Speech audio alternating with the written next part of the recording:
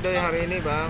Kalau dari pembelaan saya sudah jelas ya, bagaimana saya urai satu peristiwa-peristiwa itu, di mana memang ada dua peristiwa hukum, peristiwa kilometer 10 dan peristiwa di rumah sakit. Peristiwa kilometer 10 itu memang Gaga yang kecelakaan. Begitu kecelakaan masuk rumah sakit pada tanggal 8 itu menjadi urusan rumah sakit. Nah, dari urusan rumah sakit ada 4 hari tenggang waktu. Apa yang terjadi itu bukan menjadi urusannya Gaga. Gaga hanya melakukan kelalaian menyebabkan kecelakaan di kilometer 10. Nah, setelah itu masuk rumah sakit, dari rumah sakit tanggal 15 baru dilakukan operasi. Jadi silakan masyarakat bisa menilai apa yang telah dilakukan Gaga. Apakah memang dia yang melakukan semua yang menyebabkan seseorang itu semakin parah lukanya.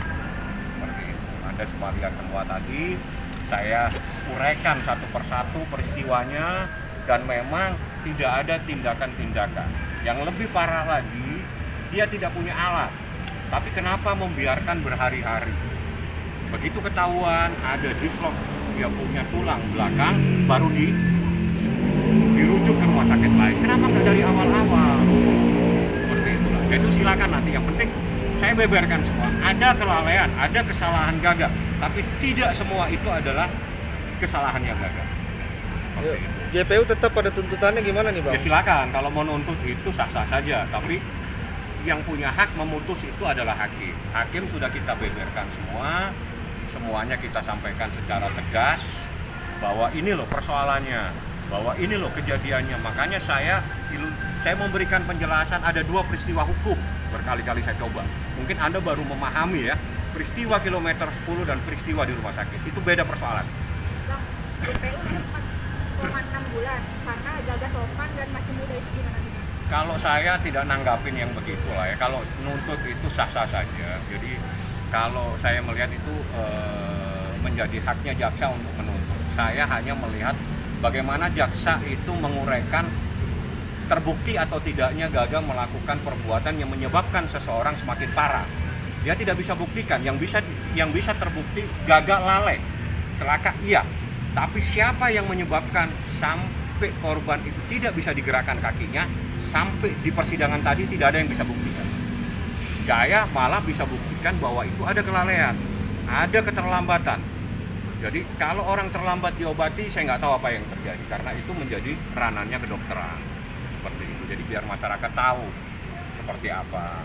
Tapi Gaga tadi membaca surat itu ide siapa, Bang? Itu saya kasih hak. Anda punya hak untuk menyampaikan apa saja Anda sampaikan.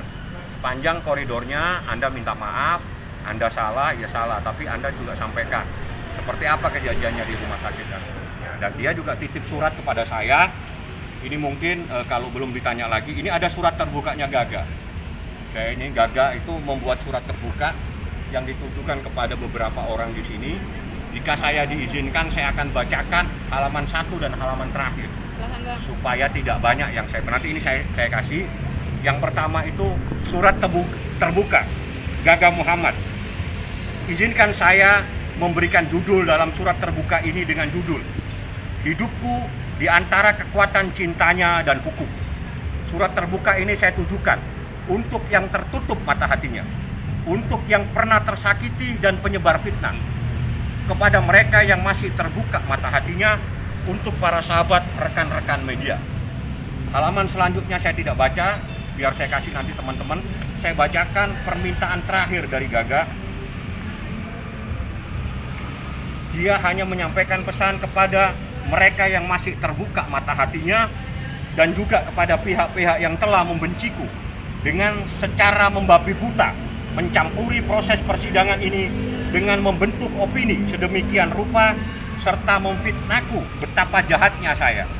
Dengan ini saya meminta maaf dan sekaligus mendoakan agar para pembenciku diberi hidayah oleh Allah. Pada kesempatan ini pula izinkan saya ingatkan sebagai berikut. Ya, saya bacakan, nanti Anda putus saja. Ya, Gaga bilang, silakan membenciku, tapi janganlah kebencianmu kepadaku mengakibatkan dirimu kehilangan iman, sehingga tidak lagi mempercayai musibah adalah takdir dari Allah. Yang dua, Silakan membenciku, tapi kebencian dengan nalar dan logika, bukan kebencian dengan menaburkan fitnah yang keji melalui media sosial.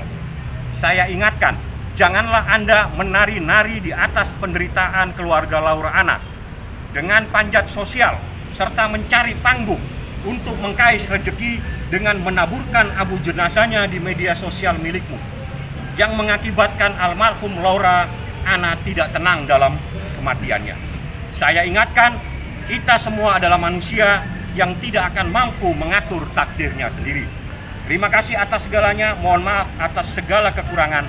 Jakarta 10 Januari, Gaga Muhammad. Kalau Anda mau foto ininya nggak apa-apa. Ini adalah pesannya dia. Sebentar ya. Ini lebih bagus Anda, ini pesan dan tanda tangannya dia kan biar jelas.